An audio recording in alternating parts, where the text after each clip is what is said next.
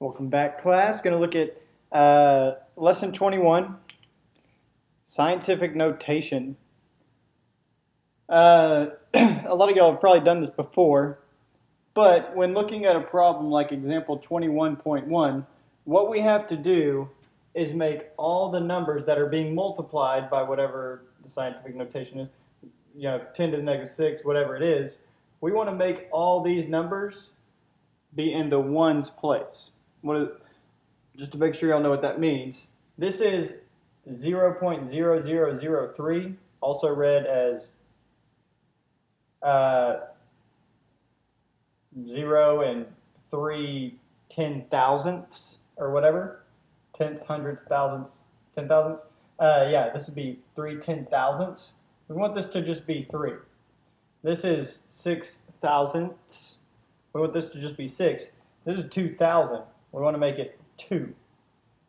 4,000 would make it 4. So we want to get it all of the numbers in the ones place. How do we do that? Well, if we were moving, what we do is move the decimal to 1, 2, 3. We're going to move it 4 places because, like I said, we want it to just be 3. We moved it 4 to the right. So if we move it 4 to the right here, what we have to do for the 10 to the negative 6, we can't keep that, that wouldn't be the same number. We would have to move this 4 to the left. By 4 to the left, I mean on a number line. So imagine this negative 6 is on a number line. And we want to go 4 to the left. Well, to the right would be more positive. To the left would be more negative. So if we go from here, 4 to the left, that would be 1, 2, 3, 4. So it would be times 10 to the negative 10th power. So we switched from 0.0003 times 10 to the negative 6th. We switched that to 3 times 10 to the negative 10th. These are still the same thing. They're the same thing. Now we just need to do that with the rest of them. On this one we have 4,000. Doesn't show us 10 times anything. So the decimal is here because the decimal goes there and zeros on and on. We need to move it 1, 2, 3 spots because we want 4 to be on its own in the ones place. So we got 4 times 10. Let's see, we moved this 3 to the left. So imagine being at, if there's no 10 there, then we're starting at 0. Looks like 6. 0 on the number line, and we need to go 3 to the right. We go in the opposite direction that we move the decimal on the number line. So we go 1, 2, 3. So obviously, it'd be times 10 to the third power. And that's what we're going to do in scientific notation. So go here. This is all divided by. Move it 1, 2, 3 to the right. We're left with 6 times. Got to move this 3 to the left. So that would be basically saying minus 3. 15 minus 3. We got 10 to the 12th. Here, we're at 2,000. Move it 1, 2, 3. Okay, so that was 3 to the left. We're left with 2 times 10 to the third, because we added 3 from 0, just like this one. We moved the decimal the same amount of time in both of those. So now we're at this spot. Now that we're here, what we can do is multiply the top numbers by each other. We can do the 3 times the 4. When we do 3 times 4, we get 12. And when we multiply 10 to the negative 10th power times 10 to the third, okay, that's the same thing as saying like x to the negative 10th times x to the third power, or x cubed. That's the same. We use the same rule that says if two variables are being multiplied, then we add their exponents add the exponents. So therefore, negative 10 plus 3 would be negative 7. So we would have our variable 10 to the negative 7th power. So we did the top. Now we do the bottom. 6 times 2, 12, times 10 to the, well, 10 to the 12th times 10 cubed. That would be 10 to the 15th. 12 plus 3, 15.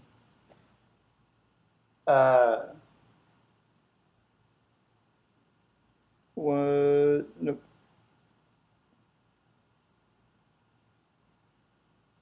Oh, I apologize. I figured out, I knew I messed up. This would not be 10 cubed. If you're confused, good job. This actually has 10 to the 4th attached to it. So go back one step. 2 times 10 to the 3rd would not have been right. We would have to add 3 to the 4. So this should actually be 10 to the 7th power. And that makes a difference. Okay. My bad, but we fixed it. Go team. 6 times 2 is still 12. 10 to the 12th times 10 to the 7th is 10 to the 19th. That is right. Okay, so that's where we're at. I just forgot about that part right there. From here, we can, if this is divisible, we want to simplify it. We want to get everything in the numerator, actually, but this makes it easy on us because 12 divided by 12 is 1. And then what we want to do, so now we're left with, say we're left with this. Call it this, whatever. Well, just like we've done with exponents, if you have x to the negative 7th over x to the 19th, then how we get the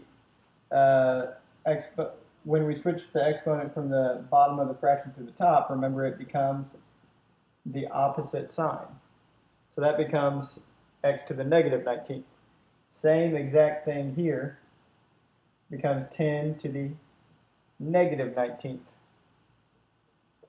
And we can add those because they're like terms.